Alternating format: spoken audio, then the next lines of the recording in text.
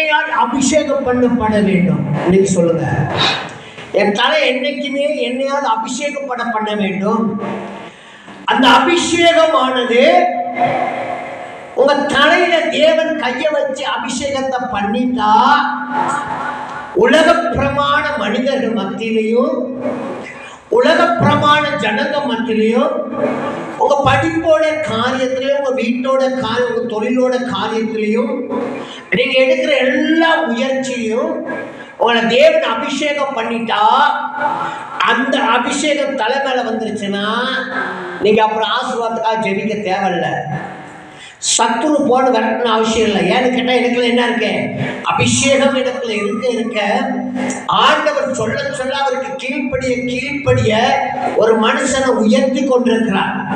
இன்னைக்கு ஸ்கூல்ல எல்லா பிள்ளைங்களும் படிச்சு பாஸ் வாங்காது, மார்க் வாங்க முடியாது.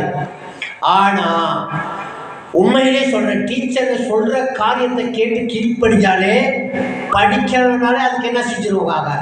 மார்க் போட்டு விடுவாங்க. மார்க் எதுக்கு போடுறாங்க? அவங்க சொல்ற கீழ்ப்படுகிறதுக்கு.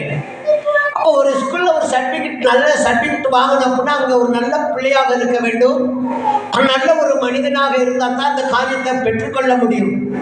அப்ப நம்ம தலையை எண்ணெயில அபிஷேகம் பண்றதுக்கு ஆண்டவர் இடத்துல நம்ம எவ்வளவு தூரம் கீழ்ப்படியணும் உங்களுக்குலாம் தெரியவே தெரியல. எவ்வளவு தூரம் கீழ்ப்படியணும்னு தெரியவே தெரியல. ஆராதனை எத்தனை ஆராதனை இருக்கே? ஞாயிற்றுக்கிழமை எத்தனை ஆராதனை இருக்கு சொல்லுங்க பார்ப்போம். எத்தனை ஆராதனை? ஒரு ஞாயிற்றுக்கிழமை எத்தனை ஆராதனை இருக்குன்னா சொல்லுங்க.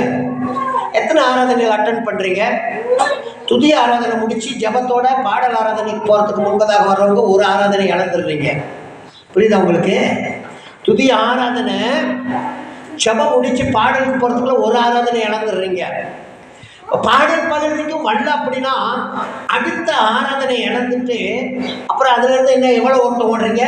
பாதியில ஓடுற ஓட்டத்துக்கும் முழுமையா ஓடுற ஓட்டத்துக்கும் வித்தியாசம் என்னன்னா ஆசீர்வாதம் தான் காரணம். ஆமென்.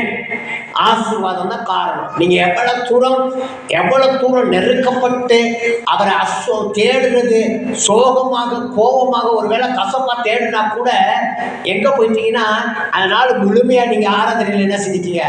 அசட்டை பண்ணிட்டீங்க. அப்ப துதின் பகுதி யாருக்கு? நமக்கு. ஆண்டவர் சொல்ல ஆரம்பத்துல இருந்து முடிவருது கடைசி வரைக்கும் இருக்க மனுஷன் பாக்கியவான். கடைசி வரைக்கும் அவருடைய சமூகத்துல செபிக்கக்கூடிய பிள்ளைகளாக, கடைசி வரைக்கும் பங்கு பெற பிள்ளைகளாக நம்மளுடைய வாழ்க்கையில் இருக்க வேண்டும். இன்றைக்கு நம்ம வாழ்க்கையில் என்னன்னா அப்படியே இந்த காரியங்கள்